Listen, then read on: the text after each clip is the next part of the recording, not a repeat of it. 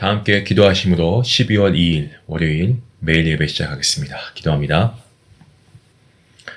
은혜와 사랑이 풍성하신 하나님 감사합니다. 우리에게 새 달 허락하시고 2024년 마지막 달 12월 달에도 우리가 매일 예배를 통하여서 하나님의 말씀 앞에 나가게 하시니 감사합니다.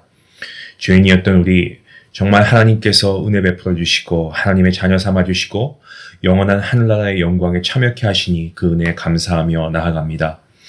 하나님, 하지만 우리를 사랑하신 하나님의 은혜와 그 크신 하나님의 축복을 우리가 잊어버리고 망각하고 살면서 아직도 우리가 죄의 모습을 가지고 세상의 유혹에 빠져 헤어나지 못하고 있는 우리의 어리석은 모습을 보게 됩니다. 주님, 우리를 긍휼히 여겨주시고 우리를 놓지 마시고 정말 주님의 의로운 장중의 손으로 늘 붙들어 주시옵소서. 고난과 또한 고통의 순간 가운데서도 우리 성령 하나님의 도우심으로 이겨나갈 수 있도록 하시고 우리의 최종 영광은 하늘나라의 영화로운 잔치에 참여하는 것임을 우리가 항상 잊지 않고 살아갈 수 있도록 하나님 함께해 주시옵소서.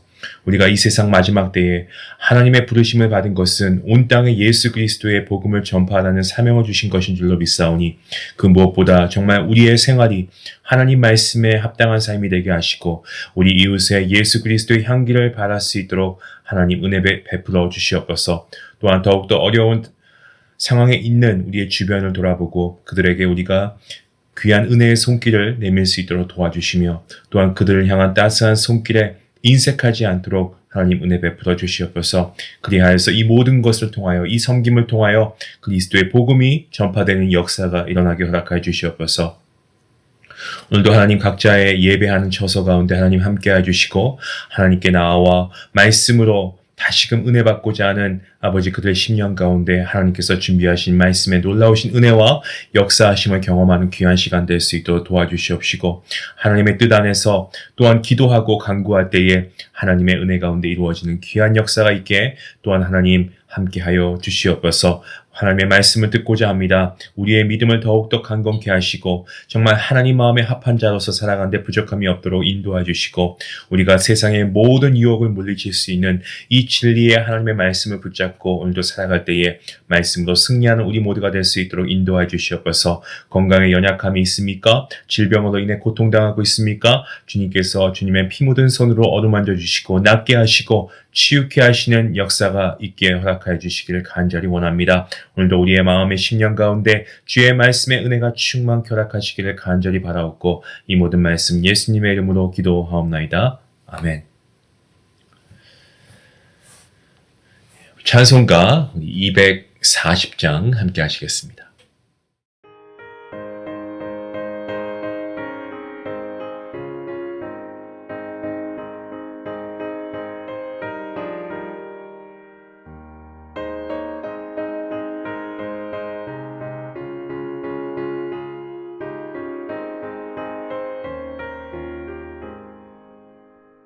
주가 맡긴 모든 역사 힘을 다해 마치고 밝고 밝은 그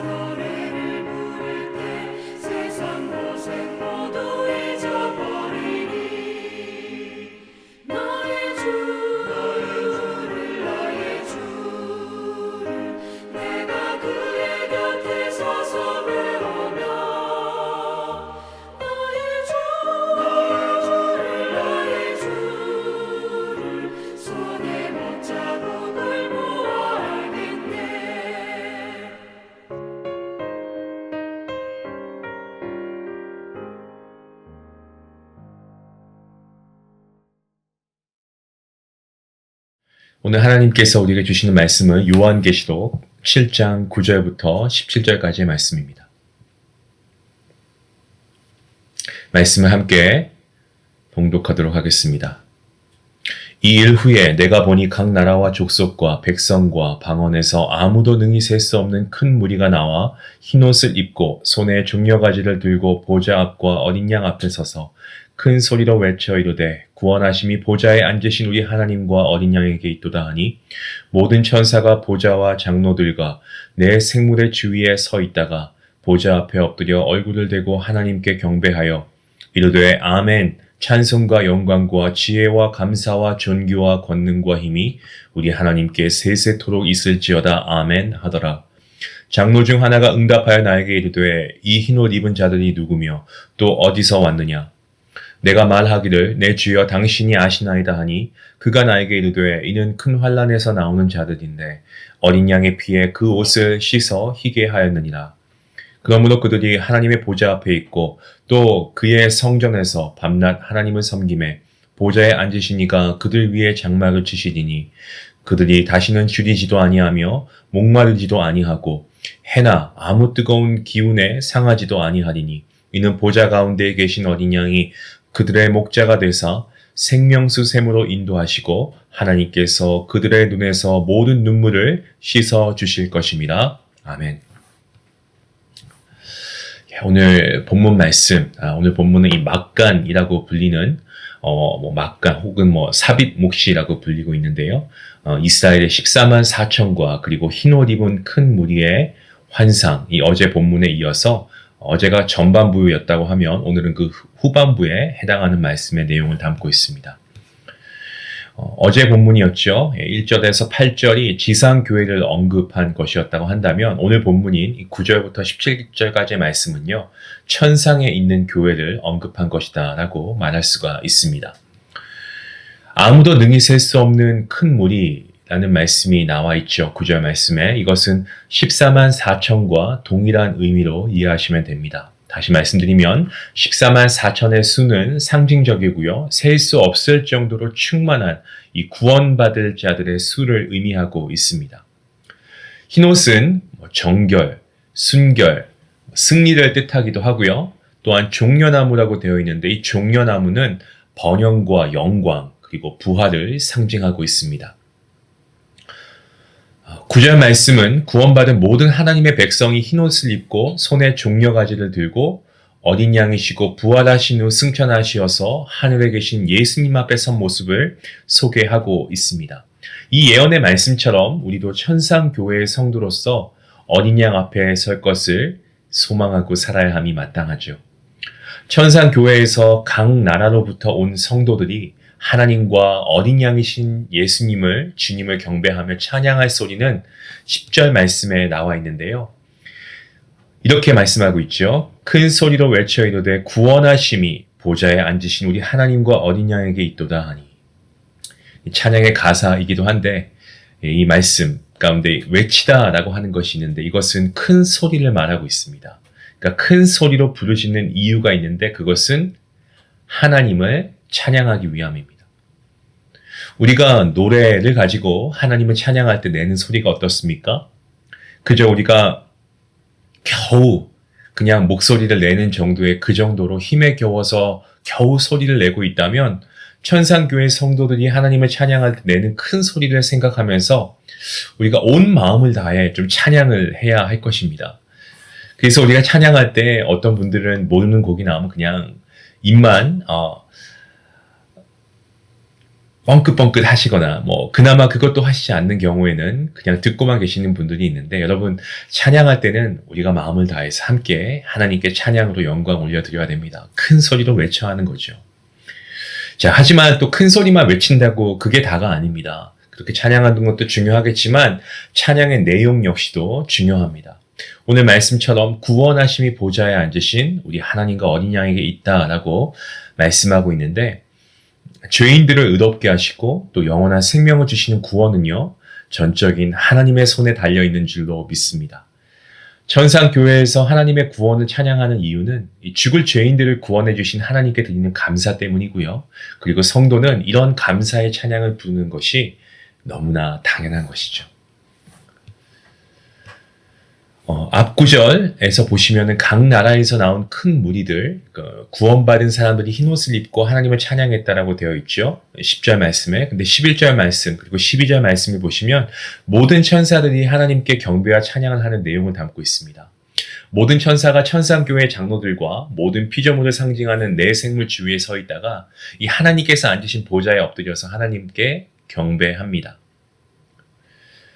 요한계시록 6장에서 여섯째 인을 뗄 때 나타날 일을 보면 세상의 모든 부류의 사람들을 가리키는 이 땅의 임금들과 왕족들과 장군들과 이 부자들과 강한 자들과 모든 종들과 자유인이 숨을 수 있는 곳에서 누구를 볼 것이라고 합니까? 보좌에 앉으신 이를 볼 것이다 라고 하고 있죠.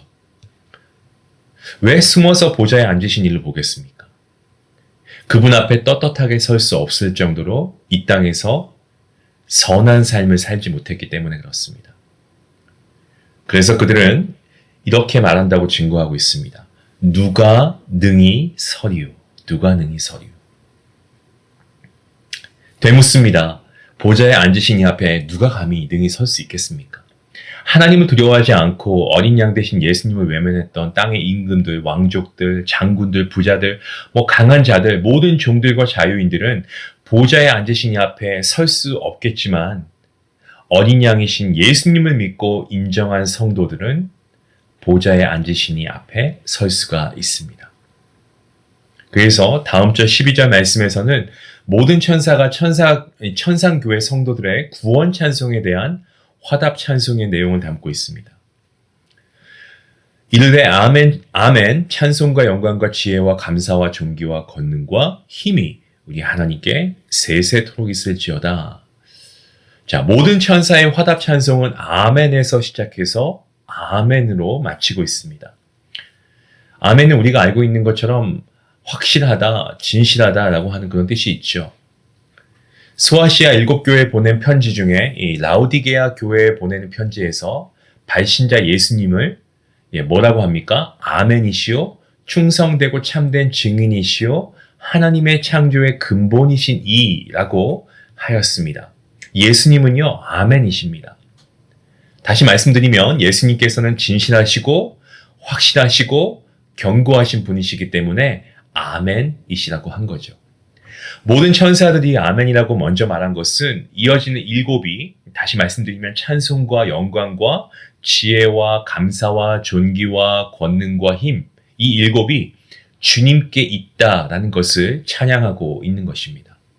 우리가 아멘이라고 하는데 이 아멘을 말할 때마다 진실로 그 말씀에 동의합니다.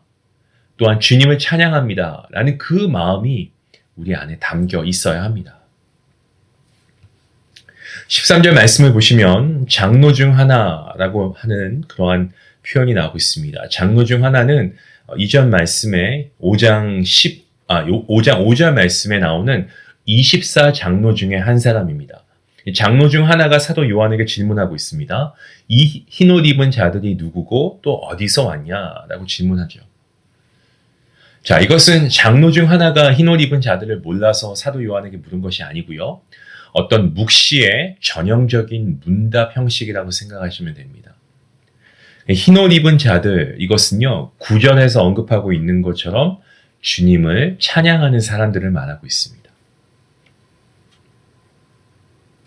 사도 요한이 환상을 보고 있습니다. 이 환상을 보면서 환상에 등장하고 있는 이들을 사실 어떻게 정확히 알 수 있었을까요? 그래서 말하고 있죠. 내 주여 당신이 아시나이다. 본문 14절에서 그렇게 말하고 있는 이유가 바로 여기 있습니다. 장로 중 하나에게 주여라고 말한 것은 천상에 있는 존재에게 존경을 표한 호칭, 그 정도라고 생각하시면 되겠습니다. 장로 중에 하나가 사도 요한에게 문답 형식을 통해서 흰옷 입은 자들의 실체를 알려주고 있습니다. 큰 환란에서 나오는 자들인데 어린 양의 피에 그 옷을 씻어 희게 하였다라고 하고 있습니다. 여기서 말하는 큰 환란이라고 하는 것은 앞에 나오는 6장 11절 말씀에서 증거하고 있는 것처럼 죽임을 당하는 환란을 가리킵니다. 자, 그런데 흰옷을 입은 자들, 어떤 순교자들만을 지칭한다기보다는요, 어떤 고난의 상황에서도 주님을 증거한 증인들 또한 이 죽임을 당하는 환란에 다 포함되어 있습니다. 우리가 천국에서 의의 옷, 이 흰 옷을 입으려고 하면 주님께서 가신 고난의 길을 걸어가면서 주님의 말씀을 자신의 삶으로 증거하는 그러한 산 증인이 되어야 하는 것입니다. 자, 그리고 흰 옷을 입은 자들, 어린 양의 피에 그 옷을 씻어 희게 하였다라고 했는데 이것은 예수님의 이 보혈로 말미암아 회개하고 죄사함을 받았다라는 것을 의미하는 말씀입니다. 우리가 우리의 삶 가운데에서 붉은 피로 옷을 씻지도 않을 뿐더러 붉은 피로 옷을 씻었다고 해도 옷이 붉게 물들 수 있을지언정 옷이 희게 될 수는 없습니다. 그런데 이 주님의 보혈은 어떻습니까? 붉지만 희게 그리고 거룩하게 만드는 능력이 있습니다. 지상에서 몸과 마음의 더러운 죄를 주님의 보혈로 씻음 받은 사람들이 천상에서 의의 흰옷을 입게 될 것입니다. 때문에 우리는 주님의 보혈로 죄사함을 받은 그러한 주의 보혈의 은혜를 입은 자답게 거룩하게 살아야 하는 것이죠. 계속해서 15절 말씀에서는 어린 양의 피로 죄사함을 받아 정결하게 된 사람들, 천상에서 어떤 삶을 사는가에 대해서 알려주고 있습니다. 하나님의 보좌 앞에 있을 수 있습니다. 이 성전에서 밤낮으로 하나님을 섬길 수 있습니다. 성전을 이 땅에서 세워졌던 유형적 성전으로 생각하면 천상을 너무 제한적으로 좀 이해하는 것 같습니다. 여러분, 하나님께서 계시는 곳이 성전입니다. 그래서 천국 전체가 성전인 셈이죠. 왜냐하면 하나님의 아버지의 집이 천국이기 때문에 그렇습니다. 장막 역시 이 땅에서 사람들이 경험했던 처소로 이해하면 천국을 온전히 이해하는 데는 제한이 됩니다. 장막 역시도 하나님께서 함께 거하시는 곳을 의미합니다. 천국의 장막은 우리가 지상에서 누리는 거주지와는 비교할 수 없는 기쁨과 편안함을 누리는 곳입니다. 왜 그럴까요? 그 이유에 대해서 알려주는 말씀이 본문 16절 말씀입니다. 그들이 다시는 줄이지도 아니하며 목마르지도 아니하고 해나 아무 뜨거운 기운에 상하지도 아니하리니. 오늘날 그리스도인들, 성도들은 완성될 하나님의 나라에 가면 줄이지 않고 그리고 목마르지 않고 몸이 상하지 않을 것이다 라고 말씀하고 있습니다. 너무나 당연한 말인 것 같은데 굳이 장로 중 하나가 왜 이 말을 했을 거라고 생각하십니까? 이것을 이해하기 위해서는 사도 요한이 살던 그 당시의 시대적 상황을 고려해야 할 필요가 있습니다. 요한계시록이 기록될 당시의 기독교인들 핍박이 어마어마했습니다. 그리고 물론 그들의 삶 역시도 녹록치가 않았죠. 그리스도인으로 살기에 말입니다. 먹고 살기가 쉽지 않았습니다. 먹을 때보다 먹지 못할 때가 더 빈번했습니다. 믿음을 지키고 주님의 증인된 삶을 살다 보면 뜨거운 태양 아래 거할 때가 많았습니다. 이런 고충을 겪는 그런 성도들에게 이 말씀이 얼마나 큰 위로가 되었겠습니까? 다시는 줄이지도 아니하고 목마르지도 아니하고 해나 아무 뜨거운 기운에 상하지도 아니한다라는 이 말씀 말이죠. 이어서 17절 말씀에 흰옷을 입은 자들이 환난과 고통으로부터 보호를 받게 되는 그 이유에 대해서 말씀해주고 있습니다.